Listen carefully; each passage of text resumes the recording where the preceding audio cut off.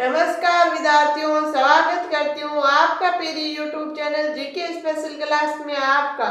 तो विद्यार्थियों, आज हम पढ़ेंगे बड़ा बी, पूर्व वैदिक काल का सामाजिक जीवन। आज हम पूर्व वैदिक काल का सामाजिक जीवन पढ़ने वाले हैं विद्यार्थियों। पिछली क्लासों में हमारा राजनीतिक जीवन चल रहा था।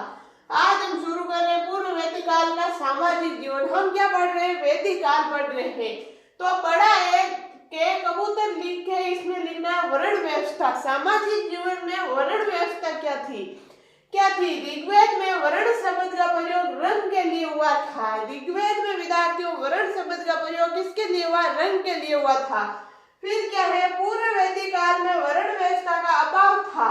वर्ण व्यवस्था का विद्यार्थियों अभाव था, जबकि समान दे या दो है, मैंने दे लिख दिया, दो वर्गों में बंटा हुआ था, जिसका मूल आधार वर्ण या रंग था। क्या था विद्यार्थियों? पूर्व वैदिक काल में वर्ण व्यवस्था का अभाव था, जबकि समाज दो वर्गों में बंटा हुआ था, जिसका मूल आधार वर्ण या रंग था। फिर है विद्यार्थियों, पूर्व वैदिक काल में निम्नलिखित दो वर्ग थे। वर्ग कौन कौन से थे? आर्य, अनार्य। दो वर्ग थे विद्यार्थियों, एक था आर्य, एक था अनार्य। फिर नीचे क्या है? पूर्व वैदिक काल के अंतिम समय में समाज तीन वर्गों या वर्णों, एक ही बात है, वर्गों में विभक्त हुआ, जो कि निम्नलिखित है। कौन से? ब्रह्म, क्षत्रिय, वैश्य। कौन से थे विद्यार्थियों? ब्रह्म, क्षत्रिय, वैश्य। तीन वर्गों में पूर्व वैदिक काल के अंतिम समय में तीन वर्गों में व्यवस्थित था। पहले वर्ण व्यवस्था नहीं थी विद्यार्थियों। पूर्व वैदिक काल के अंतिम समय समाज तीन वर्णों में विभक्त हुआ, जो कि निम्नलिखित है। कौन कौन से? ब्रह्म, क्षत्रिय, वैश्य। ये लिखो, फिर हम आगे लिख रहे हैं। चलो मैं बोल रही हूँ, आप लिख लो। वर्ण व्यवस्था। ऋग्वेद में वर्ण शब्द का प्रयोग रंग के लिए हुआ था। पूर्व वैदिक काल में वर्ण व्यवस्था का अभाव था, जबकि समाज दो वर्णों में बंटा हुआ था, जिसका मूल आधार वर्ण या रंग था। पूर्व वैदिक काल में निम्नलिखित दो वर्ग थे। वर्ग कौन कौन से थे? आर्य, अनार्य। पूर्व वैदिक काल के अंतिम समय समाज तीन वर्णों में विभक्त हुआ था, जो कि निम्नलिखित है: ब्रह्म, क्षत्रिय, वैश्य। आपने स्क्रीनशॉट ले लिया होगा, चलो आगे ले लो।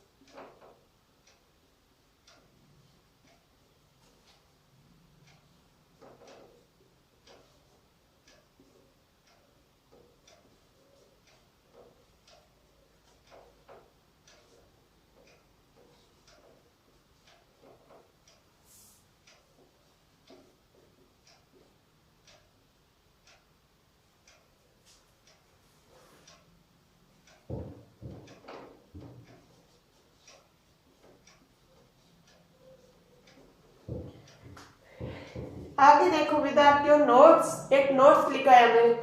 पहली बार स्पष्ट रूप से चारों वर्णों की शुरुआत उत्तर वैदिक काल 1000 ईसा पूर्व से 600 ईसा पूर्व में हुई, जिसकी जानकारी ऋग्वेद के 10वें मंडल, कौन सा मंडल विद्यार्थियों, 10वें मंडल में उल्लेखित है पुरुष सूक्त से मिलती है। 10वें मंडल, तो विद्यार्थियों प्रश्न क्या आएगा, मैं बताऊं प्रश्न क्या आएगा, आपको समझा रही हूँ।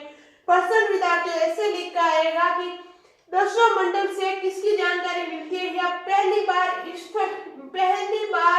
स्पष्ट रूप से चारों वर्णों की जानकारी किससे मिली है, तो ऋग्वेद के 10वें मंडल, जिसका नाम क्या था, पुरुष सूक्त, क्या नाम था, पुरुष सूक्त से मिली है।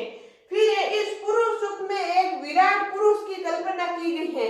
इस पुरुष सूक्त में विद्यार्थियों एक बड़ा सा विराट पुरुष की कल्पना की गई है, जिसमें माना गया है कि कल्पना की गई है जिसके मुख से ब्राह्मण, जिसके ऐसे माना जाता है जिसके मुख से ब्राह्मण की उत्पत्ति हुई, भुजाओं से क्षत्रिय की उत्पत्ति हुई, जंगा से वैश्य की तथा पांव से शूद्र वर्ण की उत्पत्ति हुई।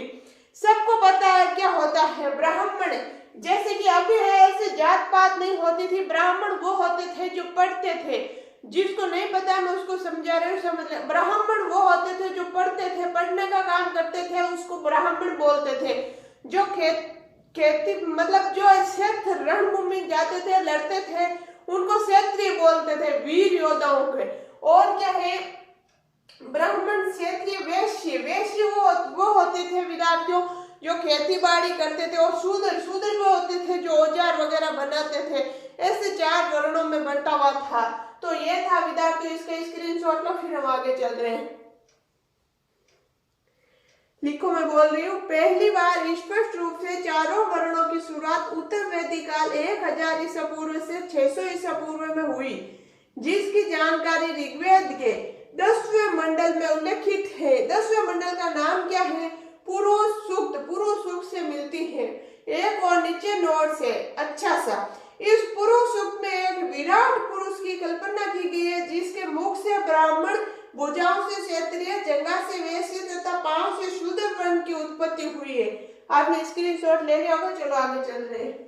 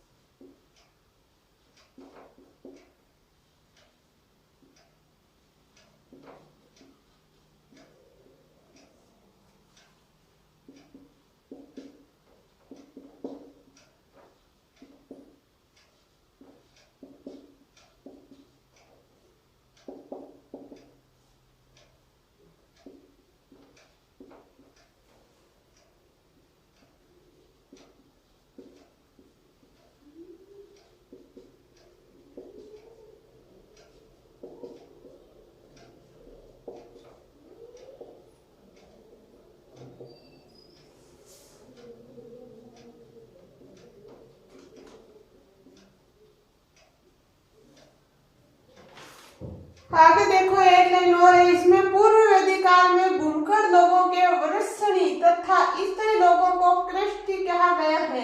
भूमकर लोग वह होते हैं विद्यार्थियों, जैसे गाड़ी लुहार होते हैं, आज मतलब 2-4 दिन इधर 2-4 दिन ऐसे घूम के रहते हैं, उनका स्थायी घर नहीं होता है। वैसे ही जो भूमकर लोगों को क्या बोलते थे, वर्षणी तथा स्थायी, जो एक स्थायी लोग होते थे उन्हें क्या बोलते थे, कृष्टि कहा गया है। तो इसका स्क्रीनशॉट लो, फिर हम आगे चल रहे हैं।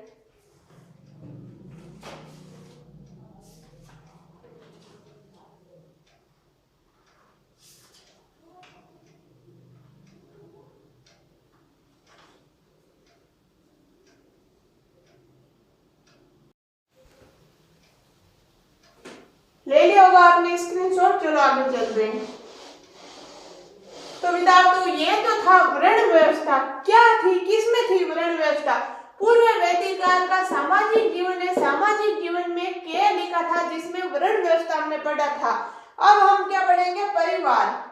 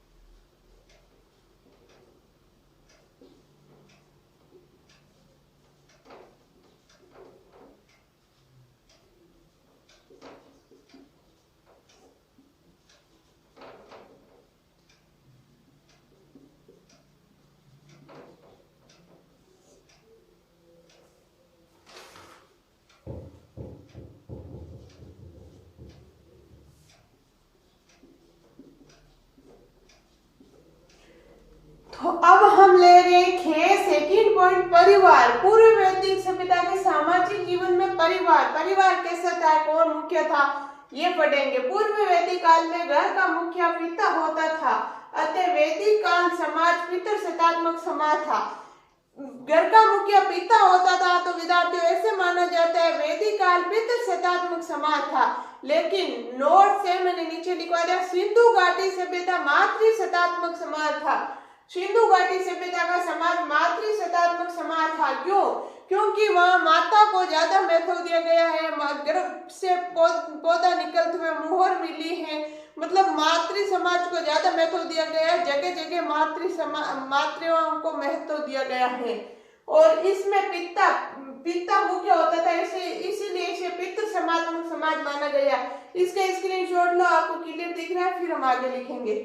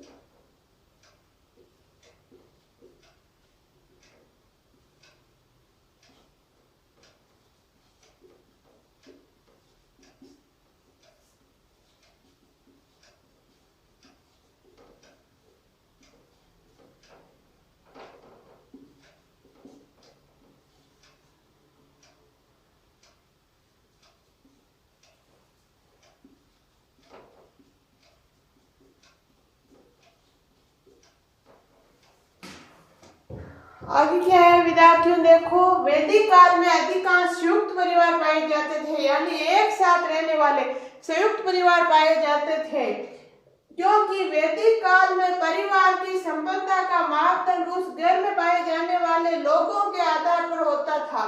कई पीढ़ियों के परिवार को नष्ट नष्ट कहा गया है, नष्ट कहा गया है।